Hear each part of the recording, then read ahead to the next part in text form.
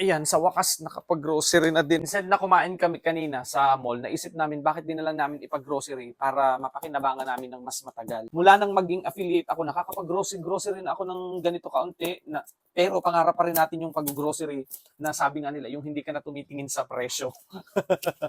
Ayan, paunti-unti nakakabili ng mga grocery namin mula nang mag-affiliate ako. Kaya pag nagpo-post ako ng mga paninda ko, bibili kayo. Para naman tulong nyo na yun sa akin. Ayan, so ang grocery namin, ito favorite namin to. Yan. Kasi sa umaga, tinatamad magluto. Dito na lang yung aming almusal, nagkakape kami. Oh. Di ba? Ayos na yan. Yan. Ito yung mga grocery namin. Masaya na ako dito kahit sabihin niyo ganito lang to ha. O yan. Gulay. O. Naggulay na din kami kasi sa metro kami bumili. Tapos ito pang halo ko sa kape. Para hindi masyadong mapait. Yan. Ito yung kape natin. O, di ba? Paunti-unti nakakapag-provide ng aming mga pangailangan dito sa bahay. Paminsan-minsan lang naman. Kasi usually sa sweldo, doon talaga pa rin galing sa sweldo namin. Oh, gulay pa rin. Gulay pa rin, yung tipong lulutuin na lang. Kasi pag minsan, di ba galing kami sa trabaho maghapon, pagod na. Hindi na namin magawang mag-slice, mag-chop. Yung huhugasan na lang tapos lulutuin na lang. Ito naman, baon yun ng dalawang bata. Ito din, gatas ng dalawang bata. Milo, pag nagsasawa sa gatas, Milo. Ayan, ito lang yung amin, o pang matanda, kape. Tapos bumili ako nitong napakaliit na palaman, di ba? Sobrang liit o ganito lang siya kalaki dito sa tinapay na binili ko. And kapag tinatamad kumain sa umaga.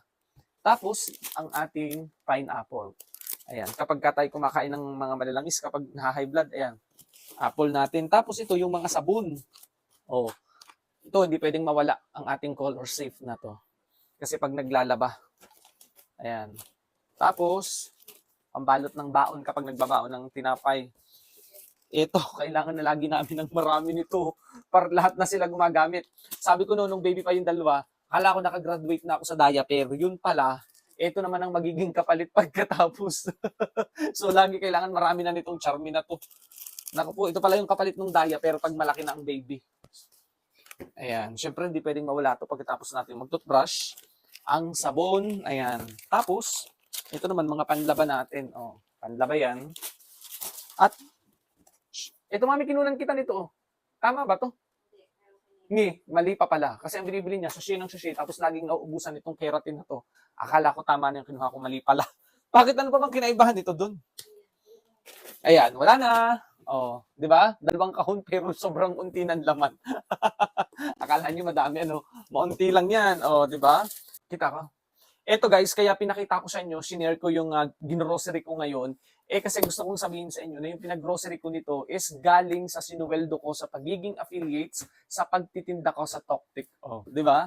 O kaya yung mga sineshare ko na mga video sa dito sa Blue App, di ba? So lahat to, sinuweldo ko siya doon, kaya talagang sobrang happy ko, sobrang tuwa ko. Kasi di ba, yung extra income ko ngayon, eto, napapakinabangan ko na. So hindi para ipagyabang yung mga binili ko na to. Gusto ko yung inspire, gusto kong ipakita, sabihin sa inyo na pwede pa tayong kumita ng extra kung gagamitin ng tama ang social media. 'Di ba? Yung pagiging affiliates, talagang ang laking bagay, sobrang laking tulong.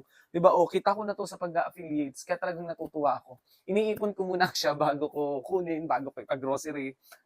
Kaunti man, pero kapag inipon mo, marami at malaking bagay na rin yun. Kasi kapag yung sweldo yung aasahan, kukunti na yung sinesweldo, kulang at kulang. Kaya kailangan natin ng extra income. Di ba? Marami na yan guys. O, tingnan nyo naman. Kaya happy ako ngayon. Nakapag-grocery dahil sa pagiging affiliates.